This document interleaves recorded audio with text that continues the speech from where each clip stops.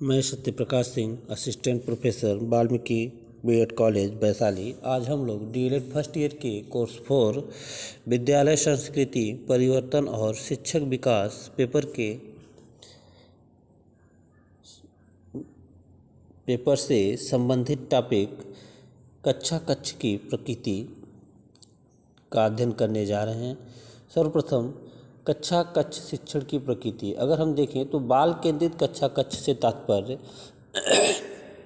ऐसे कक्षा कक्ष से होता है जिसमें सीखने की वैसी प्रक्रिया जो बालक को सहज स्वभाव से सीखने के लिए प्रेरित करे। यानी कि कक्षा कक्ष का वातावरण ऐसा हो जिसमें कि बालक जो सीखने की प्रक्रिया उसमें अपने को सहज महसूस करे, यानी कि वो सरलता से उस विषय वस्तु को सीखने के लिए प्रेरित हो।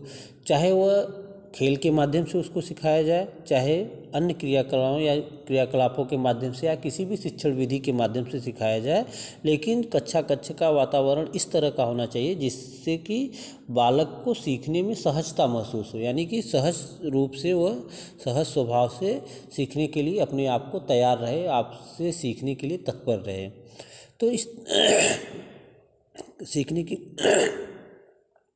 उसमें छात्रों को आपस में विचार विमर्श करने के लिए प्रोत्साहित करना चाहिए। इसमें जिससे क्या होता है कि छात्रों को जो अपनी समस्या होती है उस समस्या के समाधान में सहायता मिलती है। जब अगर हम सामान्य तौर पे भी देखें तो किसी भी समस्या के समाधान को अकेले करने में और अपने, चाहे वो परिवार की बात हो, चाहे अपने साथियों की बात हो, चाहे विद्यालय में अपने साथ पढ़ने वाले बच्चों की बात हो, तो जब हम लोग किसी भी समस्या को आपस में विचार विमर्श करके समस्या का समाधान करने का प्रयास करते हैं तो उस समस्या का समाधान ज़्यादा अच्छे और ज़्यादा बेहतर और ज़्यादा अस्थायी तरीके से हो पाता है। तो कक्षा कक्ष का वातावरण इस तरह से होना चाहिए कि एक दूसरे की समस्या पे सभी लोग कहीं न कहीं से विचार विमर्श करके उस समस्या का समाधान करेंगे, तो कहीं न कहीं से उसमें ज़्यादा बेहतर तरीके से सीखने का माहौल रहेगा। अगर आगे देखें हम लोग तो कहीं न कहीं बाल केंद्रित कक्षा कक्ष में शिक्षक की भूमिका एवं ऐसे वातावरण निर्माण कर्ता की होती है जिसमें छात्र को अधिगम हेतु संसाधन एवं उचित परिस्थितियां उपलब्ध करा सके। यानी कि जो शिक्षक की भूमिका होती है कहीं न कहीं से बस इस तरह की होती है कि वो जो अधिगम करता है, यानी कि छात्र है, उसको उपलब्ध संसाधन, उपलब्ध परिस्थिति, ऐसा वातावरण बना के दे कि वो उस विषय वस्तु को ज़्यादा बेहतर तरीके से सीख सके। तो कहीं न कहीं से अगर हम कक्षा शिक्षण की प्रकृति की बात करें तो उस प्रकृति ऐसी होनी चाहिए कि जिसमें बालक अपने को सहज महसूस करते हुए अपने अधिगम कार्य को संपन्न कर सके। चाहे वो उस अधिगम प्रक्रिया में वो खेल के माध्यम से सीखे या किसी भी शिक्षण विधि के माध्यम से सीखे या एक दूसरे के साथ चर्चा परिचर्चा करके अपनी समस्या का समाधान करके अधिगम का कार्य करे, वो कहीं न कहीं से वो अपने आप को सहज महसूस करे। और इसमें शिक्षक की जो भूमिका होती है वो कहीं न कहीं से बस जो उस अधिगम प्रक्रिया से संबंधित संसाधन है और अधिगम प्रक्रिया से संबंधित वातावरण है, उस तरह के वातावरण को बनाने का कार्य शिक्षक का होता है। शिक्षक इस तरह के वातावरण को उपलब्ध करे जिसमें कि बालक सहज रूप से अपने अधिगम कार्य को संचालित कर सके। इसमें अगर हम इसके प्रकार की बात करें तो इसमें 2 तरह की कक्षा कक्ष की बात आती है। एक परंपरागत कक्षा कक्ष, एक लोकतांत्रिक कक्षा कक्ष। परंपरागत कक्षा कक्ष में अध्यापक पूरी कक्षा को एक ही साथ निर्देशित करता है तथा किसी भी विद्यार्थी को स्वतंत्र रूप से कार्य करने एवं सीखने का अवसर उपलब्ध नहीं कराता। यानी कि इसमें जो कक्षा कक्ष के सभी छात्र हैं उन सभी छात्रों को एक साथ निर्देशित करता है।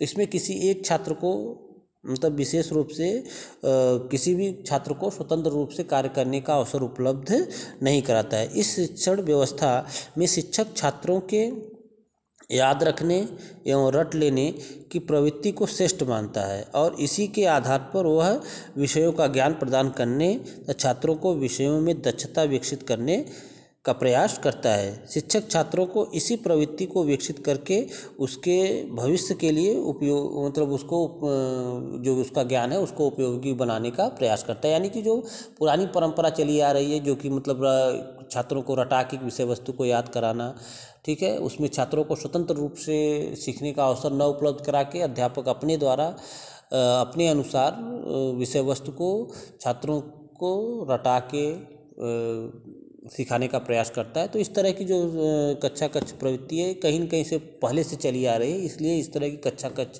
की प्रकृति के अनुसार कक्षा कक्ष जो है उन कक्षा कक्ष को परंपरागत कक्षा कक्ष कहते हैं। उसके बाद अगर हम देखें तो लोकतांत्रिक कक्षा कक्ष, तो कहीं न कहीं लोकतांत्रिक कक्षा कक्ष में विद्यार्थियों का मतलब ऐसा वातावरण होता है जिसमें विद्यार्थियों की सामाजिक, आर्थिक एवं शैक्षिक पृष्ठभूमि भिन्न भिन्न होती है। ऐसी परिस्थिति में सभी विद्यार्थियों के बीच अधिगम की प्रक्रिया को संचालित करना शिक्षक के लिए एक बड़ी चुनौती होती है। कक्षा कक्ष को लोकतांत्रिक स्वरूप प्रदान करने में शिक्षक के व्यवहार की भूमिका सबसे महत्वपूर्ण होती है। कक्षा कक्ष के संदर्भ में लोकतंत्र से हमारा तात्पर्य इस आशय से है कि छात्रों के बीच किसी भी आधार पर भेदभाव न किया जाए, सभी विद्यार्थियों को सीखने का समान अवसर उपलब्ध हो। इसके साथ ही साथ इस शिक्षण प्रणाली द्वारा शिक्षक में पूर्ण लोकतांत्रिक भावना को विकसित किया जाता है, जो वह कक्षा कक्ष के स्वरूप को अधिगम को ऐसे सदन के रूप में विकसित कर सके जिसमें वह अपने विद्यार्थियों की भावनाओं का सम्मान करे और अधिगम को नियंत्रित न करके बल्कि उसे उचित शिक्षा प्रदान करे। यानी कि एक ऐसा वातावरण हो जिसमें कि सभी, चाहे जिस वर्ग के बच्चे हों, चाहे जैसे भी बच्चे हों, सबको कहीं न कहीं से समान रूप से सीखने का अवसर उपलब्ध कराया जाए। तो इस तरह के कक्षा कक्ष को हम सामान्य तौर पर लोकतांत्रिक कक्षा कक्ष कहते हैं। तो आज हम लोग इसमें कक्षा कक्ष की प्रकृति, कक्षा कक्ष के प्रकार में परंपरागत कक्षा कक्ष जिसमें कि हम पुरानी परंपराओं के अनुसार जैसे छात्रों को स्वतंत्र रूप से सीखने का अवसर न देके पुरानी परंपरा के अनुसार छात्रों को रटा के अधिगम कराने का प्रयास करते हैं। तो ये परंपरा पहले से चली आ रही है, इसलिए इस तरह की कक्षा कक्ष को हम परंपरागत कक्षा कक्ष कहते हैं। उसके बाद लोकतांत्रिक कक्षा कक्ष, इसमें कक्षा का मतलब हम देखते हैं क्लास में विभिन्न वर्ग से, विभिन्न समुदाय से बच्चे आते हैं, सबका अलग अलग परिवेश होता है, लेकिन उन सभी परिवेश के बालकों को एक समान रूप से अवसर देने वाले कक्षा कक्ष को हम सामान्य रूप से लोकतांत्रिक कक्षा कक्ष कहते हैं। इसमें शिक्षक की भूमिका महत्वपूर्ण होती है, उसके अंदर उस तरह की भावना होनी चाहिए कि वो सबको समान रूप से देखे, सबको समान रूप से सीखने का अवसर उपलब्ध कराए। तो इस तरह की कक्षा कक्ष को हम लोग सामान्य तौर पे लोकतांत्रिक कक्षा कक्ष कहते हैं। धन्यवाद।